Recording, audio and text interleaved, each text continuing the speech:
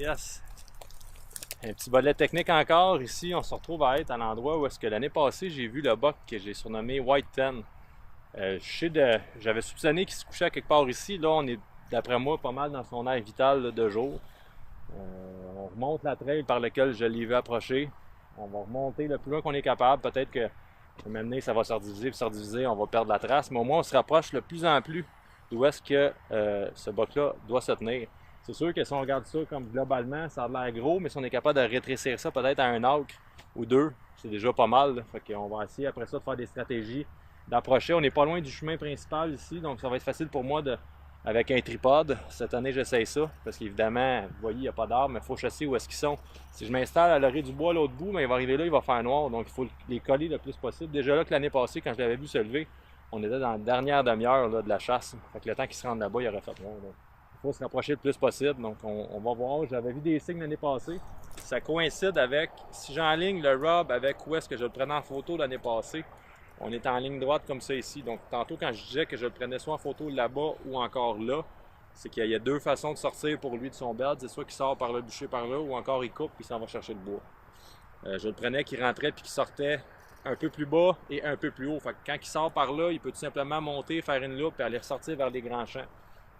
Comme il peut s'en aller ici de biais directement. Donc, je pense qu'ici, on est à croiser des chemins, ou presque. On a une trail qui s'en va par là, on a une trail qui s'en va par là.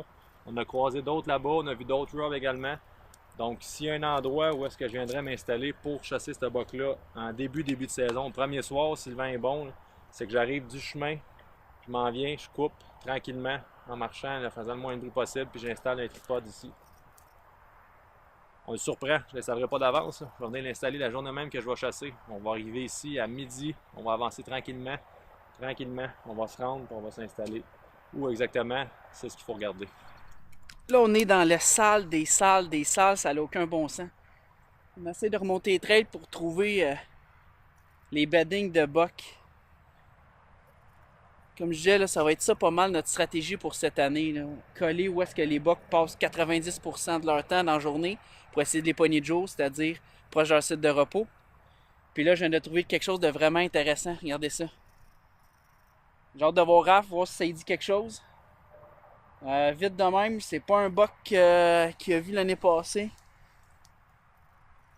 Ça me dit rien du moins avec qu'est-ce qu'il me disait. Fait que j'ai hâte d'aller montrer ça.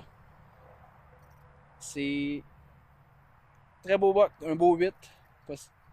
Possiblement 100, pas loin de 130. Fait que je vais essayer de trouver, voir si je peux pas trouver l'autre côté. Bon, ben, une recherche fructueuse. On cherchait des beds. Finalement, on a trouvé un set de cornes qui ressemble bizarrement à Drop-In en 2016 ou 2017. Il va falloir que je vérifie sur les photos. On s'est séparés, moi et Dave. Dave, il m'a lâché un siffle. Je suis venu voir. Il est tombé sur la première corne, ensuite sur la deuxième. On vient-tu d'élucider un buck mort, peut-être. Chose certaine, c'est que partout en s'en venant, on a pu voir qu'il y avait des beds le long des fossés. Pourquoi le long des fossés? C'est simple, quand ils ont creusé le fossé, ils ont remonté la terre, donc automatiquement c'est plus haut. Les bucks sont au sec. Donc, où est-ce que Dave, on est à l'endroit où est-ce que Dave a trouvé sa première corne. Il y a un bed juste là. Tout est tapé. Il y en a un juste là, à côté, sur la mélèze. Donc, on peut voir que c'était-tu ici que Drop-In se tenait? Si c'est le cas, ben, il nous entendait arriver à tous les matins. Il savait qu'on était là. On est collé sur le parking ici, où est-ce qu'on stationne. Donc, des fois, il faut voir en dehors de la boîte, puis aller voir dans des endroits où on n'oserait pas aller. Vous voyez ici comment c'est sale. C'est sûr que le but, c'est pas de chasser ici. Là. On ne se cachera pas. Le but, c'est d'avoir une direction.